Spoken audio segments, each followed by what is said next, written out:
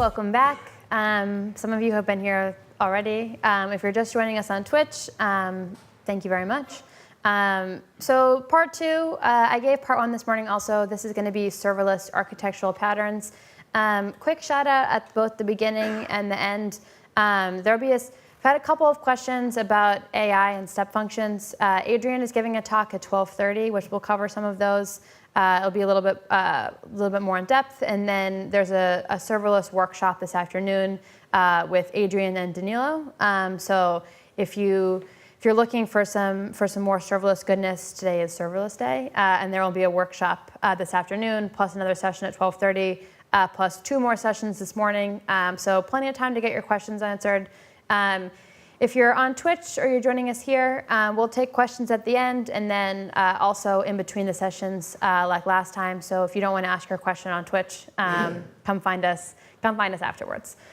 So getting started on the session itself. So serverless architectural patterns. If you're just joining us, what is serverless? So there are servers, but you don't have to provision or manage them. Built-in availability and fault tolerance. Scale with your usage and never pay for idle or unused capacity, so cold servers.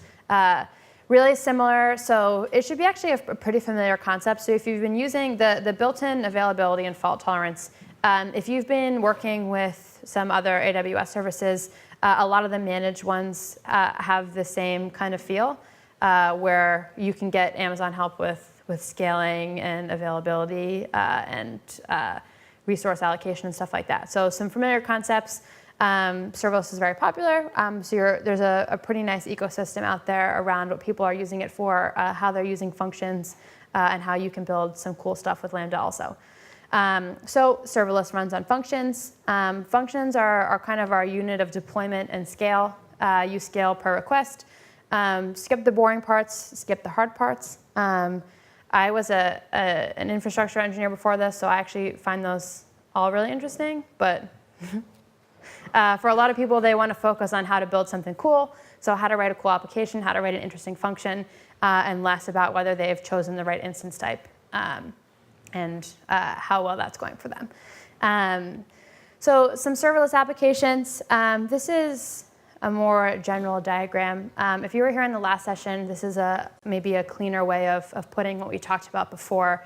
But I have an event source, so a change in data state, a request to an endpoint, a change in resource state, and I have a function. So my event source kicks off my function, so it triggers my function, and then I take an action with another service after that function's been called. So it could be S3 or Dynamo, it could be anything, right? So you have a change in your data store, your endpoint, your repository, your message source. It triggers your function takes an action, and then you can do something with another service in result of that. So we talked about some examples in the last session, but that might be updating a customer record or creating an image thumbnail in S3 or making a backend for a mobile app. You can do a lot of stuff this way, but it all kind of follows the same pattern of you have a source, triggers your function, and your function takes an action. So a few Lambda specific best practices. So Lambda is stateless. We talked about that a lot first thing this morning, but architect accordingly. So no affinity with the underlying computer infrastructure. So you can't customize things, you can't change it to fit you. Everything is contained in that function. Your local file system, your processes, they may not extend beyond the lifetime of your request. So everything should be boxed to your one little function. You can't really control anything about the underlying infrastructure. So, which is for a lot of people is a pro, right? So that's how you have, how you can not worry about the hard parts or the boring parts. So you cannot worry about your infrastructure, but also if you need to customize the underlying infrastructure, maybe look for a different tool. A couple considerations and best practices. Hopefully this answers questions that people didn't want to come and ask on the break also. So can your Lambda functions survive the cold? So your Lambda functions, you have you have your startup and then you have what's actually invoking. So if you have a client connection, a database connection that's outside the scope, so you can start that first. So if you see, I'm once again missing what I wish was a laser pointer, but I can start those all in kind of the starting period, and then they're open and they're instantiated, and then I'm doing my function invocation after that. That lets me reuse connections. I can schedule those with CloudWatch events if I wanted an extra bit of a warm start. ENIs for VPC support are attached during cold start also. So Adrian reminded me in between that you can make your functions VPC only, so you can attach an ENI. But where possible, so where you have this outside connection, instantiate that at the beginning and don't execute it with every invocation of your function. The same thing also with these slides, by the way. They'll be posted afterwards. So if you're looking to use that code snippet or anything similar, you can get it from the slide deck and not from the slideshow. How about a file system? So you get those. You have your temp file space. Again, though, so you can use it during your actual function run. So if you need a little bit of space to store an asset or to use something, like to store something before you send it off to another service, you can. It does not stick around afterwards, though. So once again, if you were looking for state, Lambda is not the answer. You have to store your state somewhere else. But during the actual run of your function, you do have a couple hundred megabytes of scratch space. Custom CloudWatch metrics. You can add custom ones during your Lambda function. You can aggregate them with Kinesis. Ultimately, though, if you're looking for, so we talked about in the last one about some metrics that come with CloudWatch for Lambda from the beginning. So responses, latency, stuff like that. You can write custom ones as well. So since CloudWatch logging is built in, you can add your custom metrics and send everything to the same place. And then you can either look at them or CloudWatch or use those to take other actions. So alarms or alerts or something like that. A couple different design patterns. So we're going to cover, I believe, 4. The first one up, it's going to be the more traditional one, so a 3-tier web application. This is, I think, where a lot of people start off with new services. So I have kind of what we consider the traditional kind of web app architecture, and how can I do that? And then we'll look at a couple different use cases as well. So starting off with my 3-tier web application, this is really the traditional one. So we start at the browser. We have CloudFront. I can either take assets from S3, or I can do my backend logic. So I have API gateway in front of Lambda, and I'm storing my data in DynamoDB. So this is a lot of the same kind of principles that we've been talking about. So I'm caching in CloudFront, and I have my assets in S3. Lambda is doing my actual kind of backend logic, and then I'm using DynamoDB for state. So just a more realistic version of all the principles that we're talking about. Use Lambda to kind of take actions, store my state somewhere else, stick it all behind CloudFront and API gateway. You can get a little bit more specific here. So how can I do security this way? These are not, by the way, actual security recommendations. This is just kind of a principle. This is an overview. It's a diagram showing how you can use these tools. There is more to security than what is on this slide. So definitely do your research before you kick off with something like this. But just a way for you to do kind of security with this. So CloudFront has some stuff on its own side. If you've worked with CloudFront before, there are a ton of options. CloudFront, there's a lot going on in CloudFront. It can be a little confusing, but basically you can route your traffic based on path. And then you get some security stuff that you have to deal with on that side too. So an example of that might be geo restriction or IP restriction. You can handle cookies this way. You can sign your URLs this way. CloudFront, I think, is very customizable. So you can set up your own. pick what works for you. So if you start off with you can start off with kind of the stock CloudFront thing, but it's really customizable to fit kind of your specific workload needs. So with a signed URL or cookies or geo restriction, pick what works for you. S3, you have bucket policies and you have access control. So you hear a lot of people that just kind of leave their buckets public. That's fine if you have assets that everyone should see. So like pictures on a website, or if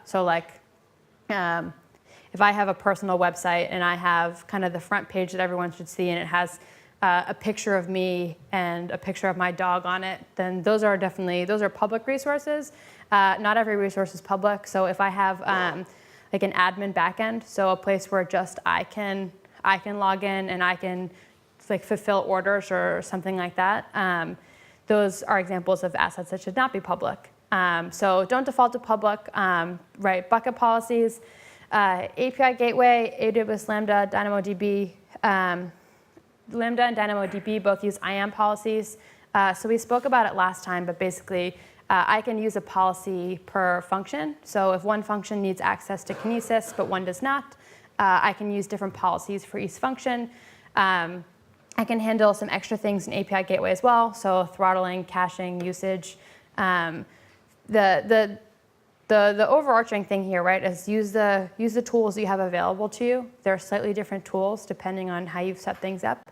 But there's a way at every step of this kind of 3-tier process, so at every tier, to make sure that you're building securely. And what I think is really cool is that we've moved from just kind of server level instance roles. So my host has a role, and here's what everything on my host can talk to, down to function level roles. So function A can access this, but function B can't, and instead it can access something else.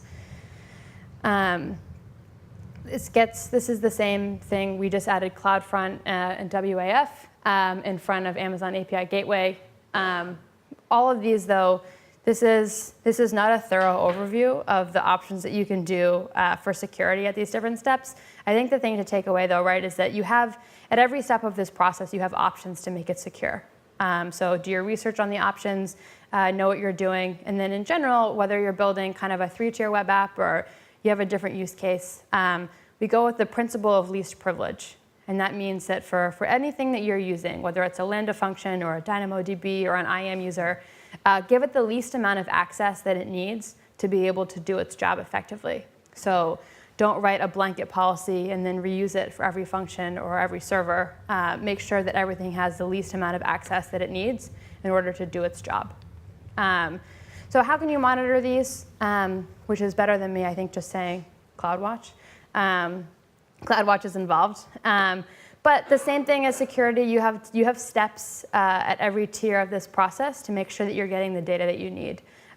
So you can do your access logs at the CloudFront level. You can do your access logs at the S3 bucket level. You have CloudTrail. Every single service has a way to do logging and monitoring. Which I think is great, but I think there's a takeaway here, right? Which is that that can be very noisy. So make sure that you're logging, alerting, that you're monitoring on what you actually need. So you get the horror stories, right, about the people that are on call, and then they wake up at 3, and so pager duty goes off, and then they say, oh, this error, I can fix this tomorrow. And if it's waking you up at 3, you should not be able to fix it tomorrow. So with all the monitoring, with all the logging, it was great responsibility, right? So make sure that you're alerting, that you're logging on what you actually need. So on metrics that are important to you. So at the beginning of the process, when you're just starting out, when you're just using it, when you're trying to figure out what's wrong, log a lot of things, or continue logging everything. But make sure that you're alerting on the metrics that you can actually take value from, because you don't want to be searching through a bunch of noise, through a bunch of unaggregated kind of logs and monitoring to find out the values that are really important to you. So you can see these, although the little sections, I think, a little bit better when it goes out on SlideShare, but there are options everywhere. Use them, but also use them responsibly so you can actually take good actions from them. So there's a blog post. I'll send the actual link out about serverless application model. It has a really cute squirrel mascot also, which has great stickers. If you can find anyone with the stickers, you should. They're very cute. They're also like this big. But how can I manage this? So I think especially once you've moved beyond, I think you get this a lot with the microservices too, is that I've gone from having one application that I could kind of build, test, and deploy locally to possibly hundreds of services or containers or functions. What happens now? So how do I do all of that without having to do it by hand? And you can do a lot of this stuff by hand. So if you're just getting started, if you're testing, if you're learning, if you're looking for visual feedback, you can do it just through the console. Here's an example workflow of what it might look like to not do that by hand. So you start off with your code, your packages, your templates. You can package them up. You can deploy them to S3. You can put CloudFormation in front of it. And then you can handle things with Lambda, DynamoDB, and API Gateway. So it's package, deploy, and then CI/CD tools can help you walk through that whole process. The blog on SAM is actually really interesting. I'll send it around. But I think just like all of these, the slides get very specific. And there are specific tools that you can use kind of at every step. But the main takeaway is that package your stuff up, deploy it, test it, use CI/CD where you can, because you definitely don't want to be deploying a bunch of functions by hand forever. So a couple words on API Gateway. It's been in a couple slides, and we have not really touched on it in detail. Happy to talk offline with people. Use mock integrations. Use your signed URL for large or binary file uploads. Use your request response mapping templates for legacy apps in HTTP, and asynchronous calls for Lambda over 30 seconds. So definitely look more into API Gateway if you're using it, but just a couple of pieces of advice. So greedy variable, any method, or proxy integration. So you start with your root, start with your proxy, and you have any. This will automatically scale. You'll only pay for the requests that you receive. So you're starting with your root, you're adding your proxy on top, and then you're doing any. So you can scale this up because it's not specific, because you're just doing any after it. So it'll scale up automatically. And then you only end up paying for the requests, and then you put your Express app behind that. If you have questions on the specific methods, people will be around afterwards. So questions are good. So pattern 2, so batch processing. So moving away from our kind of traditional 3-tier app. So what are some characteristics of batch processing? So large data sets, so scheduled tasks, ETL jobs, usually really long running, non-interactive. This might be a case where you would want to use your MapReduce model. So I think a lot of people have things like this, and they don't necessarily recognize them as this, but you have a bunch of data. Your data set is very large. It's scheduled, maybe it happens every once in a while, and this is definitely, I think, one of the culprits and I talked to someone that did this. They're like, well, we have this one data set, and we use it every once in a while, and it's really important, but we didn't automate anything, and we just have whoever's the most junior software engineer has to do this, which is great. But these are also, I think, really good candidates for what you can use batch processing for. So they're running a long time. They're probably asynchronous. They only happen every once in a while. So how can we do batch processing with serverless? We can start off with our S3 object. We can use our Lambda functions. We can run in 3 different tracks. We send our mapper results back to DynamoDB. We put them all back through Lambda again, and then we send our results to S3. So a really high-level example of, OK, I have this really large data set. It only happens every once in a while. I can take that from S3. I can use my Lambda functions. I can use my functions again for the logic. I can send my results back to Dynamo, and then I can send my final results back to S3.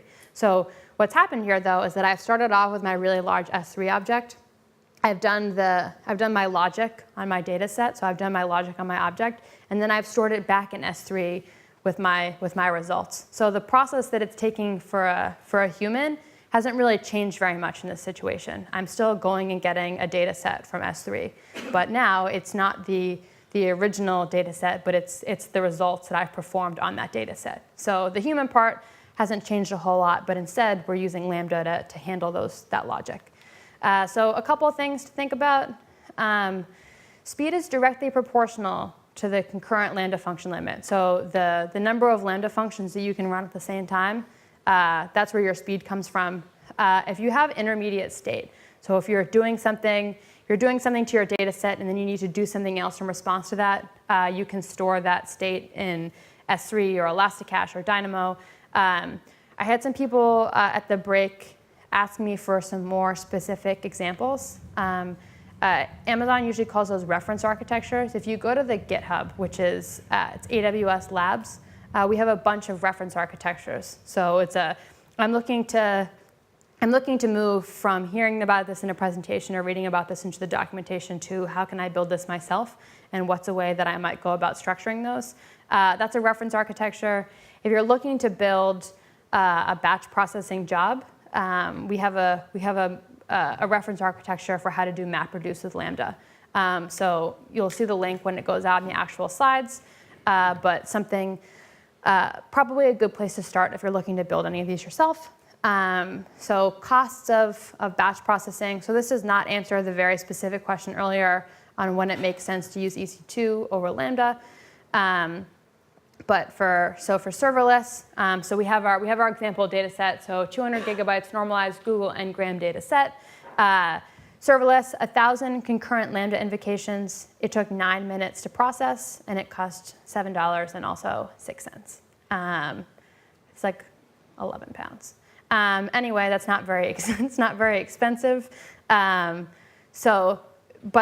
how fast? And you'll see that it's pretty fast also. And this is we said a couple slides ago is directly proportional to how many lambdas you can run concurrently. So the more lambdas that you can run concurrently, the faster your data set will be processed. Stream processing is our case number 3. We did a very, very, very high level example of stream processing. And the first one, this is a little bit more involved. So what are some characteristics of stream processing?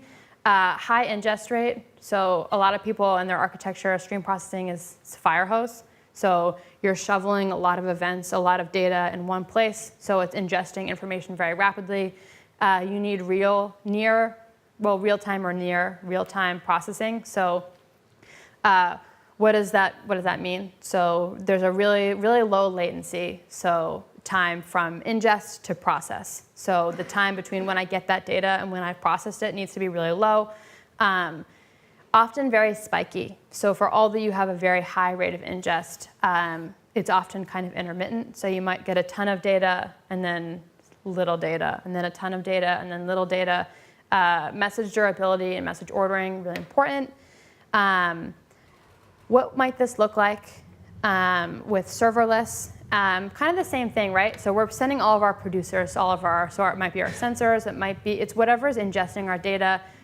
We're sending it to our Kinesis stream. We're using Lambda, so just like we talked about at 9:30, we're using Lambda to process the data in that stream. I'm sending my intermediate data. So we said a little bit earlier about how you could store intermediate data in S3 or Elasticache or Dynamo. In this case, we're sending our intermediate data to S3. We're running more lambdas on top of that. We're dispatching, and then we're sending our final aggregated output to S3. So it's really, and you'll see that we have a lot of really common threads in these architectures, right? That we're sending all, and it's not really a secret, right? It's what we talked about at 9:30, right? So we have a bunch of data, so we have a bunch of events, and that our Lambda functions or functions are doing something in response to that data, and then taking an action based on that trigger. This is the same thing. These are just a little bit more realistic versions of what we're doing, right? So we have a bunch of data going into our stream. Our Lambda function is processing the data in that stream. We're performing some actions on that data. So we're using S3. We're using more Lambda functions, but then we're sending our final aggregated output back to S3 again. So it's really the same thing. We needed to take some sort of action. We're triggering our Lambda function to do that action. We're sending our results somewhere where we can use them, presumably for something else.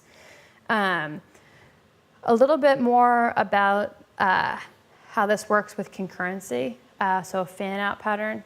So you trade higher throughput and lower latency versus strict message ordering. So if you care about message ordering, you're going to end up going with, it'll be slightly, if you don't care, here's a better way to explain it. If I don't care about the order that my messages come through in, I can get much higher throughput and lower latency. So I can process lots at once because I don't necessarily care about the order that they come through in. If, however, I do care about the order that my messages come through in, so I need a very strict message ordering, I might use something like I have to care a lot more, right, about how I process them. So I can't go as fast because I need to make sure that they stay in the right order. What I can do with fan-out is I can, same thing, so I ingest all my data into my Kinesis stream. I have a Lambda dispatcher, and then I can use my 3 Lambdas concurrently. So increases throughput, reduces latency. But the opposite of this is that if I care a lot about this, I'm not going to be able to fan out because I have no guarantee when I'm fanning out that my messages will stay in the right order. So there's 2 opposite use cases here, though, right? I either care about it, and I'll go a little bit slower because I care about the order, or I care less about my order, and I can go faster and more concurrently. A little bit more about the fan-out. So 1,000 records per second or a megabyte per second. There's another example in here. So there's some examples of how to do the parallel Lambda invocations. We included a link to someone's project. You can also use, people are probably familiar with a dead letter queue. A lot of, used to just be for emails. Well, I guess originally it was probably for actual mail, but I don't really know about that. But for email, it used to be, okay, so I have an email and it doesn't go through the first time. So there's something wrong with my email. So it goes to a dead letter queue. And then I go back and I retry it. So I'm going to try X number of times to retry my email before I decided that it doesn't work. You can use the same thing with Lambda functions. So I have a dead letter queue. I can retry invocations that have failed. So if for some reason my function doesn't work, I can try again from that queue a certain number of times. Some words about analytics. I am not going to read this SQL out loud, by the way. So if you want to look at the actual example, the slides will go out. High level though, same kind of problem that we've been looking at. We put a bunch of data into our Kinesis stream. I use my Kinesis analytics on top of that stream, and then I send my data to S3. So we're solving the same kinds of problems here. We're solving them maybe in a little bit of a different way. We've structured it a little bit different, but ultimately we're solving the same kind of problems. I have a bunch of data. It triggers something that does an action on my data, and I send my results somewhere else, and then you can read the SQL on your own time. So I'm also not going to read this whole table out loud also, but you have some options when you're looking to do services that handle events. So there's a couple of different points here on when you choose one or the other. So Kinesis versus SQS and SQS. You can look through all of these for your specific use case afterwards. They have slightly different retention policies, message ordering policies, scaling policies. Pick the tool that's right for you. If you need a certain message retention, go with the tool that fits your workload. But it ultimately ends up being it's another question of using the tool that's right for you. So some serverless streaming, some best practices. So tune your batch size when you're triggering Lambda through Kinesis streams, which will reduce the number of invocations. Tune the memory, use KPL to batch messages and saturate Kinesis. It's the same, these are kind of, I think, maybe a little intuitive, right? So you might start off kind of using the default or just, okay, this works, but then you can always go back and tune things, right? So tune your batch size a little bit, tune your memory settings. trying to get the most as possible out of your infrastructure to process things as fast as possible or to use your resources as much as possible. Pattern 4, I think, is not so much a pattern as it is a practice, but it's automation. And the same thing that we talked about when we were talking about ECS and Lambda earlier, it's that this is a lot of stuff. What's really great is being able to use Lambda for something that you might have had as manual before. So you're using it as kind of that glue to handle things that maybe a human had to do before that wasn't really well automated. So what are some characteristics of automation? So I can respond to an alarm or an event. So this new server started, I need to do X in response to this. Or this alarm has gone off for latency, take this action in response to it. Our periodic jobs, we talked about this a little bit earlier as cron jobs. So things that I need to run every once in a while, or batch processing jobs that need to happen every once in a while. Auditing and notifications like a new user created.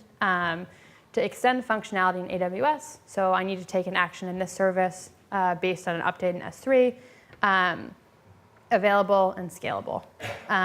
So this is actually something that I used Lambda for when I first got started. Was ECS used to be that you could only scale the instances in the cluster. You couldn't scale the tasks, so the services themselves. In true Amazon fashion, Amazon promptly wrote that as soon as I did it.